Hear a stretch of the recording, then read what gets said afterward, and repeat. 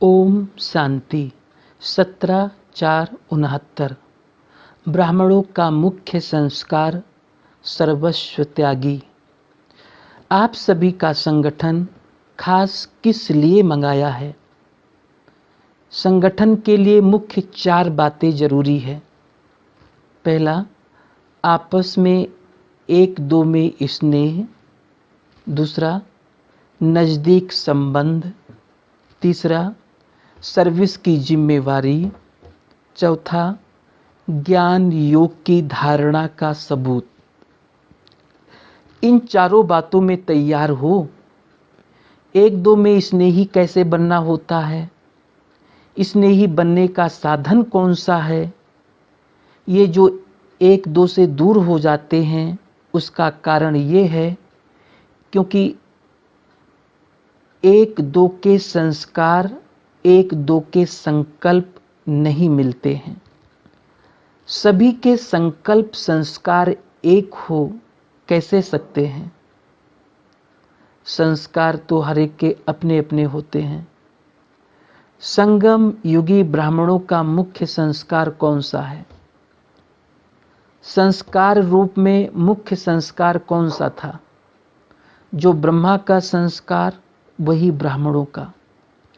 साकार ब्रह्मा का मुख्य संस्कार कौन सा था? ब्रह्मा में तो वो संस्कार संपूर्ण रूप से देख लिया, लेकिन ब्राह्मणों में यथा योग यथाशक्ति है। उनका मुख्य संस्कार था सर्वस्व त्यागी। निरहंकारी का मतलब ही है सर्वस्व त्यागी।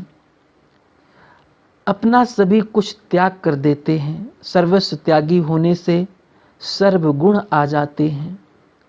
दूसरे के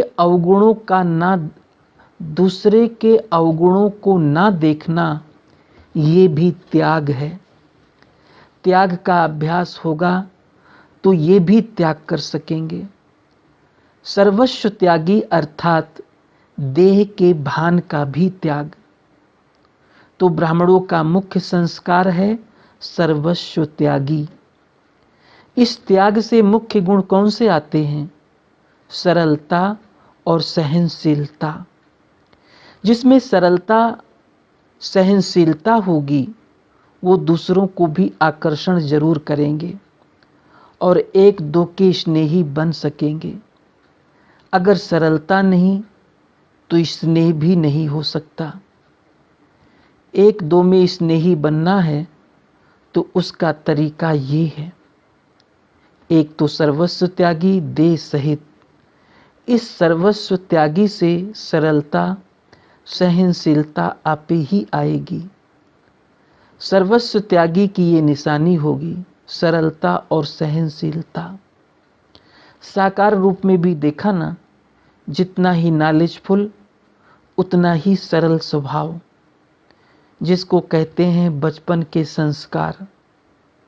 बुजुर्ग का बुजुर्ग, बचपन का बचपन। आप सभी की चलन ऐसी हो जो आपकी चलन से बाप और दादा का चित्र देखने में आए। बोलने से नहीं, चलन से चित्र देखने में आएगा। ऐसी चलन अभी है?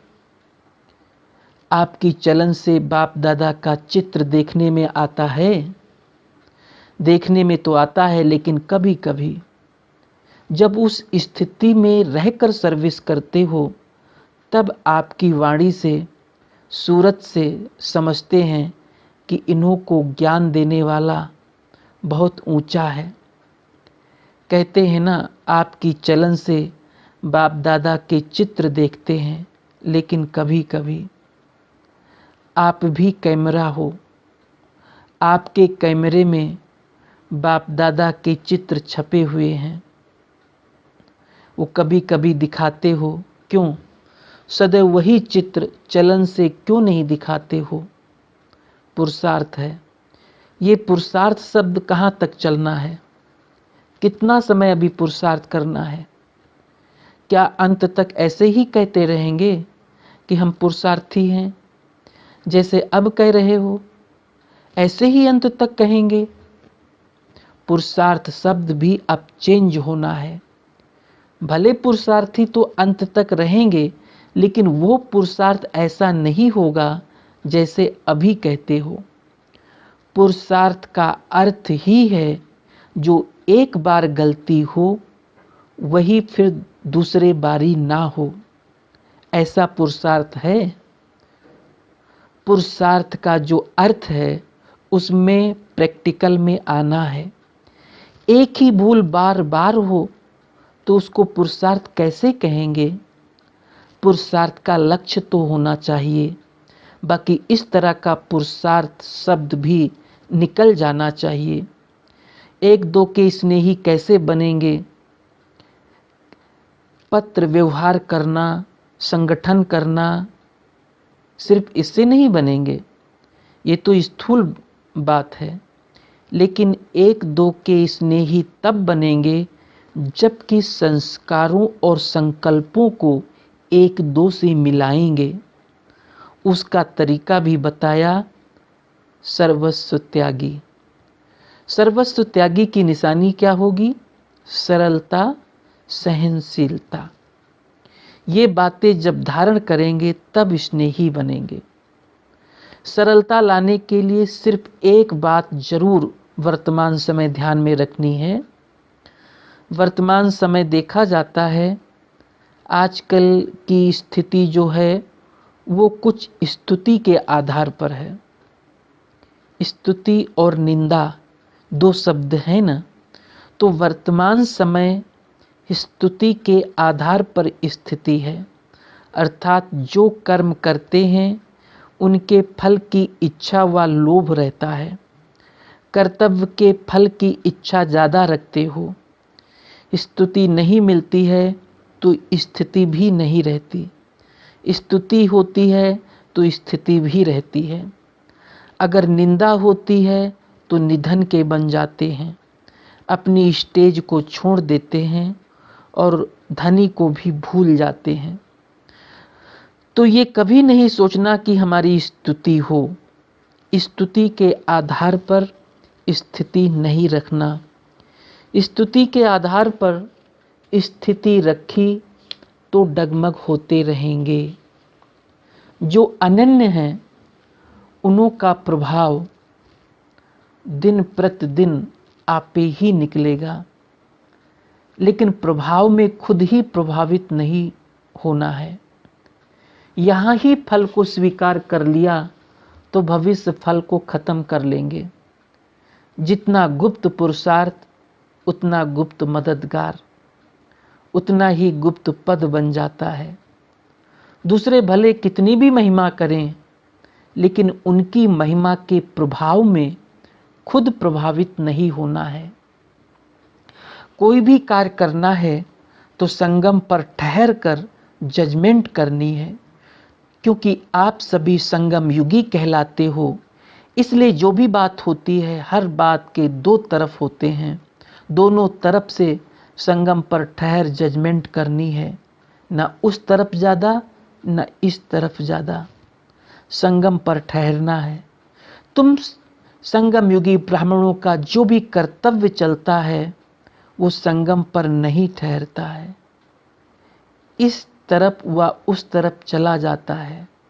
जैसे आप लोग गृहस्थ व्यवहार में रहते हो, सर्विस में भी मददगार हो, तो दोनों तरफ संभालने के लिए बीच में ठहरना पड़ेगा। दोनों के बीच की अवस्था में स्थित रहना है। संगम पर होंगे तो दोनों को ठीक करेंगे। तुम्हारा खान पान, पहनना आदि सभी बीच का ही है। इस रीति जजमेंट करो। इस रीति जजमेंट करते हो तो बीच की स्थिति में स्थित होकर दोनों तरफ की जजमेंट कर फिर चलना है। कई बातों में दिखाई पड़ता है इस तरफ व उस तरफ विशेष हो जाते हो। होना चाहिए बीच में। बीज की अवस्था है बीज, बिंदी। जैसे बीज सूक्ष्म होता है वैसे बीज की स्थिति भी सूक्ष्म है। उस पर ही ठहरने की हिम्मत और तरीका चाहिए। ये भी लक्ष्य दिया हुआ है, कहाँ बालक हो चलना है, कहाँ मालिक हो चलना है। जहाँ मालिक हो चलना है वहाँ बालक नहीं बनना है, और जहाँ बालक बनना है वहाँ मालिक नहीं बनना चाहिए। ये भी बहुतों से मिसअंडरस्टैंडिंग, गलतफहमी हो जाती है। ये भी चेकिंग बहुत रखनी है। बालकपन भी पूरा तो मालिकपन भी पूरा रखना है। इसलिए कहा कि संगम पर ठहरना है। सिर्फ बालक भी नहीं बनना है और सिर्फ मालिक भी नहीं बनना है। दोनों गुण होने से सभी ठीक चल सकेंगे।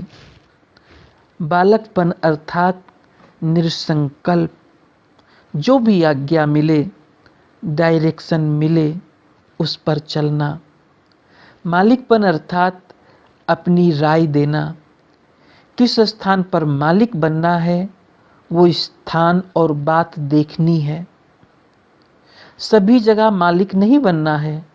जहाँ बालक बनना है वहाँ अगर मालिक बन जाएंगे तो फिर संस्कारों का टक्कर हो जाएगा। इसलिए आपस में एक दो के मददगार बनने के लिए दोनों ही बातें धारण करनी है, नहीं तो संस्कारों का टक्कर होगा। जहाँ बालक बनना चाहिए वहाँ मालिक बन जाते हैं, तो दो मालिक बनने से फिर संस्कारों का टक्कर हो जाता है।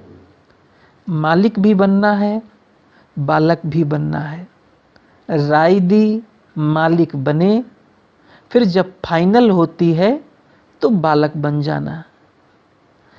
किस समय बालक, किस समय मालिक बनना है, ये भी बुद्धि की जजमेंट चाहिए। किस समय कौन सा स्वरूप धारण करना है वो भी विचार करना है। बहुरूपी बनना है ना, सदैव एक रूप नहीं। जैसा समय वैसा रूप।